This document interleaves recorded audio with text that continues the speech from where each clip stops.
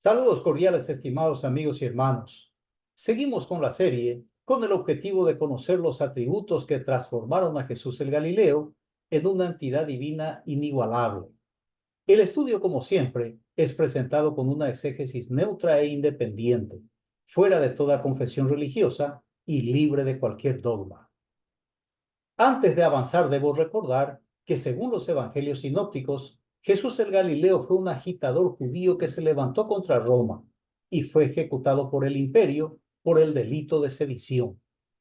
Después de su muerte, sus seguidores le concedieron un sinfín de atributos divinos y como veremos en este estudio, Jesús el Galileo fue convertido en el camino.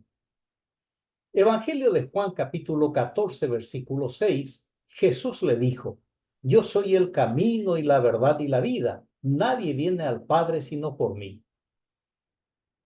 El cuarto evangelio canónico, el Evangelio de Juan, es un escrito puramente teológico, una serie de creencias que reflejan la interpretación de los miembros del grupo sobre la vida del infortunado pretendiente a Mesías, Jesús el Galileo. Recuerde que el objetivo de Jesús fue liberar a su pueblo del yugo romano e inaugurar la era mesiánica. Pero al fracasar su proyecto político, sus seguidores fabricaron significados religiosos fantasiosos para transformar su intento fallido en una victoria espiritual ilusoria y contradictoria.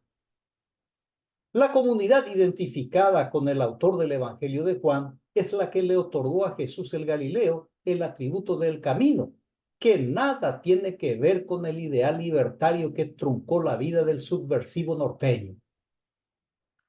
No obstante, el escritor le hace decir a Jesús que Él es el camino al Padre, es decir, al Dios Padre en el que creen los miembros del grupo del escritor del cuarto Evangelio. El escritor presenta al Galileo ejecutado por Roma como el camino, como la senda legal por cuyo cumplimiento u observancia se llega al Padre Dios. En sus palabras, nadie va al Padre si no es a través de mí. La pregunta que naturalmente surge es: ¿de dónde sacó el autor este atributo? ¿O en qué se inspiró para brindarle a Jesús el título del camino? Aunque usted no lo crea, la respuesta está en el libro de Malaquías, en el capítulo 2, versículos 8 y 9. Dice allí: Pero ustedes se han extraviado del camino, han hecho tropezar a muchos en la ley, han corrompido la alianza de Leví, dice Yahvé Sebaot. Por eso también yo los he hecho despreciables y los he envilecido ante todo el pueblo, de la misma manera que ustedes no guardan mis caminos y hacen acepción de personas en la ley. Según el texto, el camino consiste en la ley de Yahvé, que incluye la alianza sacerdotal, concretizada en un sangriento ritual fratricida relatado en Éxodo 32, y las funciones que se detallan en el libro de Levítico, considerado el manual sacerdotal judaíta. Esta descripción del camino está presente en toda la Biblia hebrea, como por ejemplo en el libro de Sabiduría, en el capítulo 5, versículo 6, que dice: Ciertamente extraviamos el camino de la verdad, no nos iluminó la luz de la justicia, ni salió el sol para nosotros. El autor se refiere al mismo camino que Malaquías, el de la ley de Moisés o de Yahvé, como el camino de la verdad, y confiesa que por tomar otro camino o una vía extra fue privado de la luz de la justicia que proporciona dicha ley, y su andar fue semejante a un día sin sol, un día oscuro o nublado. Otro ejemplo está en el Salmo número 119, en el verso número 30, que dice: He escogido el camino de la lealtad, me conformo a tus disposiciones. El salmista expresa haber escogido el camino de la lealtad a la ley y consecuentemente al supuesto dador de la ley, el Dios madianita Yahvé. Recuerde que en el Antiguo Testamento solo había obediencia o lealtad. La fe solo aparece en la Biblia cristiana Nuevo Testamento en relación con la diosa romana Fides. Y en este texto, al igual que en Malaquías y Sabiduría, el camino también se refiere a lo estatuido por el Dios Yahvé, es decir, la ley o la Torá. Por tanto, el camino de la verdad o de la lealtad, el camino de Dios o simplemente el camino son sinónimos de la ley de Yahvé. Este camino del periodo de la Biblia hebrea fue ideado y establecido por el reino de sacerdotes del Dios Yahvé en nombre del Dios Yahvé, a través de Moisés, el mítico personaje como intermediario.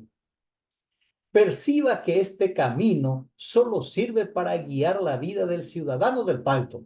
Sin embargo, el autor del Evangelio de Juan establece los mandatos del Jesús crucificado como el nuevo camino, que además de guiar la vida del creyente, conduce a la presencia del Dios Padre, en una clara referencia al paraíso, al destino glorioso de los que depositaron su fe en Jesús el Galileo, el hombre que se denomina camino al Padre. Precisamente esto es lo que tenemos en el Evangelio atribuido a Juan, que Jesús dijo en 14:6, yo soy el camino, nadie viene al Padre sino por mí. Lo más importante y que debemos subrayar es que al ser nombrado el camino, Jesús toma el lugar de la ley de Moisés y de la alianza sacerdotal. Por tanto, Jesús anula la ley de Yahvé y se convierte en la nueva ley de la religión romana, la que opera con un nuevo reino de sacerdotes católicos, desplazando a los sacerdotes judaítas.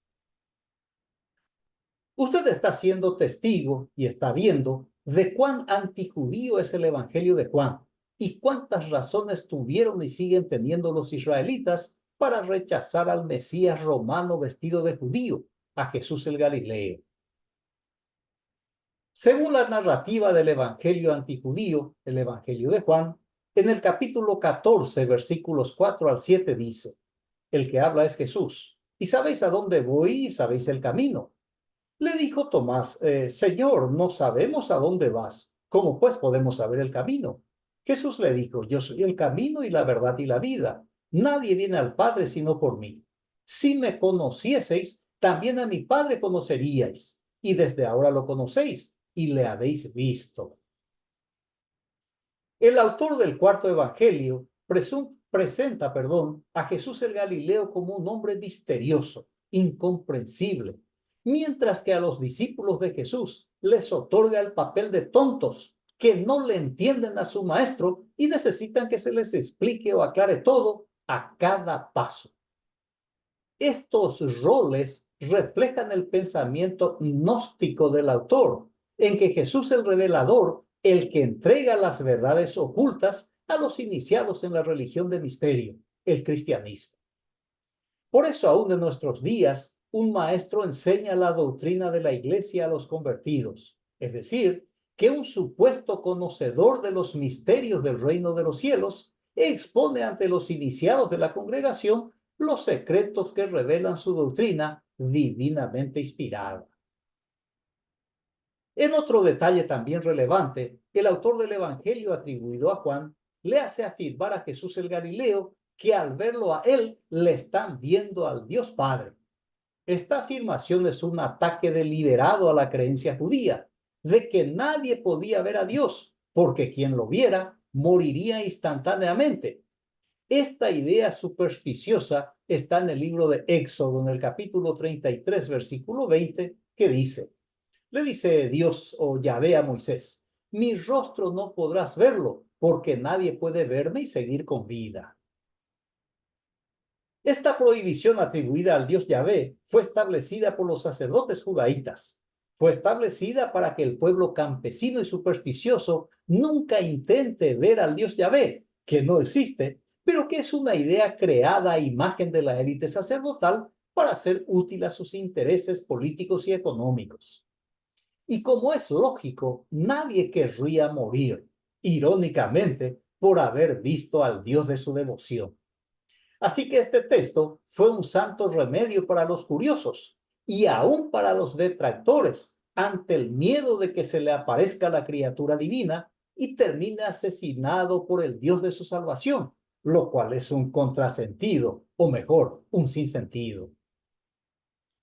Pero lo más irrisorio o hilarante es descubrir que, por un lado, el Dios Yahvé le negó a Moisés su siervo la petición de contemplar su rostro, y que, por otro lado, En Éxodo 33, versículo 11, en la primera parte dice, Yahvé hablaba con Moisés cara a cara, como habla un hombre con su amigo.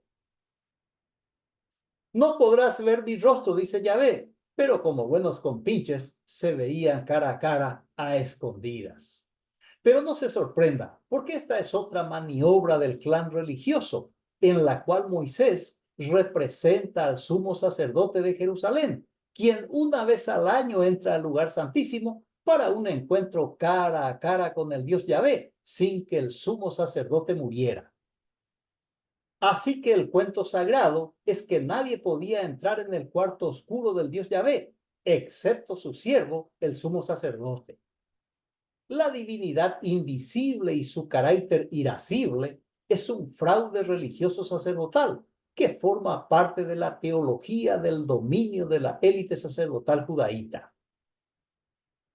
Por tanto, lo que hace el autor del Evangelio de Juan es desenmascarar el engaño del reino de sacerdotes de Yahvé y evidenciar que es una historieta religiosa, razón por la cual se puede sustituir sin ningún problema al antiguo protagonista Yahvé por un nuevo personaje, el revolucionario Galileo, crucificado por sedición.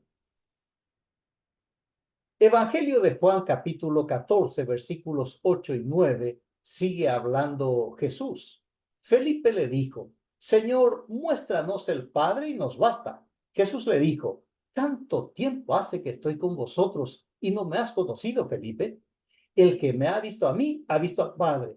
¿Cómo pues dices tú, muéstranos al Padre?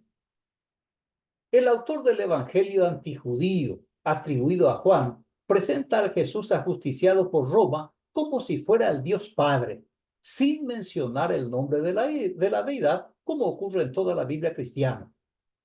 Aquí Jesús el Galileo es la encarnación del Dios Padre, y en la narrativa le confirma a Felipe que es la imagen del Dios Padre, la imagen del Dios invisible.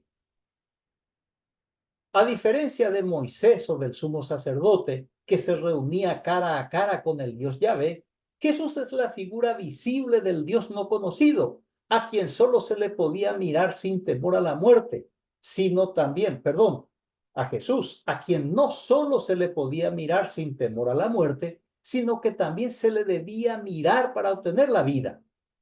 Además, la ley de Yahvé era el camino para los israelitas, pero ahora Jesús es la nueva ley, el camino para acceder al Dios Padre. Sin embargo, este camino no tiene sentido y no es necesario, porque Jesús es también el Dios Padre. Lo que el autor le hace decir a Jesús es una tontería y se resume en la siguiente expresión. Note, yo soy el camino al Padre y como yo soy el Padre, yo soy el camino a mí mismo. Para terminar, quiero mencionar los otros caminos que representa el Jesús de la Biblia cristiana o Nuevo Testamento. Jesús el Galileo o el Cristo de Pablo es también el camino de la intolerancia religiosa. Es el camino de la división de las iglesias cristianas. Es el camino de la división de la familia y de los amigos. Es el camino de los cruzados. Es el camino de la Santa Inquisición. Es el camino de las dictaduras. Es el camino que se opone a la ciencia, al conocimiento. Es el camino que divide a la sociedad entre nosotros y ustedes, entre santos y pecadores, entre salvos y perdidos, entre elegidos y descartados, entre perdonados y condenados. Jesús es el camino que divide entre los de la luz y los de las tinieblas. Es el camino a la prisión y a la opresión mental, en nombre de la libertad.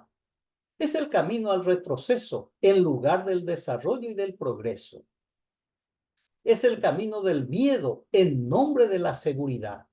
Es el camino de las guerras religiosas en nombre de la paz. Es el camino de la segregación en nombre de la unidad. Es el camino del rechazo y del odio en nombre del amor. Jesús es el camino de la hipocresía en nombre de la autenticidad. Es el camino del enfrentamiento en nombre de la salvación. Es el camino de la oscuridad en nombre de la luz. En síntesis, Jesús es el camino del engaño en nombre de la verdad. Concluyo la exposición con la observación, o mejor dicho, con la afirmación del poeta y prosista español Antonio Machado. Caminante, no hay camino, se hace camino al andar. Agradezco su amable atención, reciba un fraterno abrazo y hasta el próximo estudio. Gracias.